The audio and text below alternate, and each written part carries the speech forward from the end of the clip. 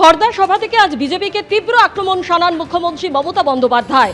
রানওয়েতে copter আটকে দেওয়ার অভিযোগ, বিমানবন্দরে বিজেপির লোক রয়েছে এবং আমাদের সঙ্গে এরকমই ব্যবহার করে অভিযোগ করলেন মুখ্যমন্ত্রী মমতা বন্দ্যোপাধ্যায়।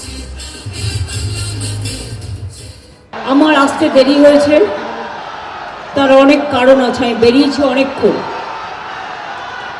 রানওয়েতে আমাকে আধ ঘন্টা আটকে রাখলো, মানে ঘুরিয়ে ঘুরিয়ে ঘুরিয়ে সব প্লেন নামালো। কালকে হেমন্ত সোরেনের প্লেনও 40 মিনিট আটকে রেখে দিয়েছিল, ফ্লাইট, হেলিকপ্টার। এরা আমাদের সাথে এরকমই ব্যবহার করছে।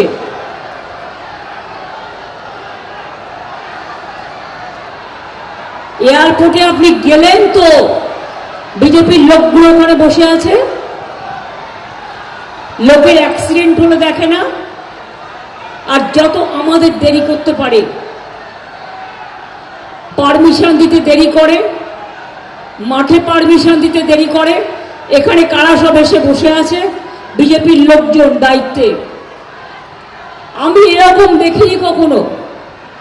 বিজেপি পরিবার দেখে দেখে লোক দায়িত্বে এনেছে, এবং যারা অনেক কষ্ট করে এই মিটিংয়ের পারমিশন করা হয়েছে, জেনে রাখবেন, আমার বেলেঘাটার মিটিং দেওয়া আছে 4টে, তারপরে আমার নিজের জায়গায় মিটিং আছে, 5টায় টাইম দেওয়া ছিল। ফর নাথিং আমাকে দেরি করালো। 3 দিন পরেই প্রথম দফার ভোট। এরই মধ্যে মুর্শিদাবাদের ফারাক্কায় বোমা বিস্ফোরণ। কংগ্রেস কর্মীর বাড়ির ছাদে এই বিস্ফোরণ হয়। বিস্ফোরণের ফলে ভেঙে যায় কংগ্রেস কর্মীর বাড়ির ছাদের দেওয়াল। কংগ্রেস কর্মী বাড়িতে মজুদ বোমা, এটার মধ্যে তো সত্য কথাটা জল মেশানো কথা, সেটা দেখতে হবে। কারণ মুর্শিদাবাদে কোথাও কংগ্রেস কর্মীর এত হিম্মত হয়নি যে বাড়িতে বোমা রাখবে। স্বাভাবিক এটা আষাঢ়ে গল্প মনে হচ্ছে আমার কাছে।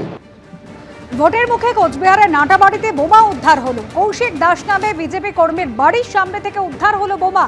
বিজেপি কর্মীর বাড়ির সামনে বোমা ফেলে রাখার অভিযোগ তৃণমূলের বিরুদ্ধে। খবর পেয়ে পুলিশ এসে বোমা উদ্ধার করে। ভয় দেখাতেই এই কাজ করেছে তৃণমূল, দাবি কৌশিক দাসের, যদিও অভিযোগ অস্বীকার তৃণমূলের। বর্ধমানের নবাবগঞ্জে নার্সিংহোমে বিধ্বংসী আগুন। 19 নম্বর জাতীয় সড়কের ধারে নার্সিংহোমে আগুন লাগে। আগুন নেভাতে গিয়ে অসুস্থ এক দমকল কর্মী।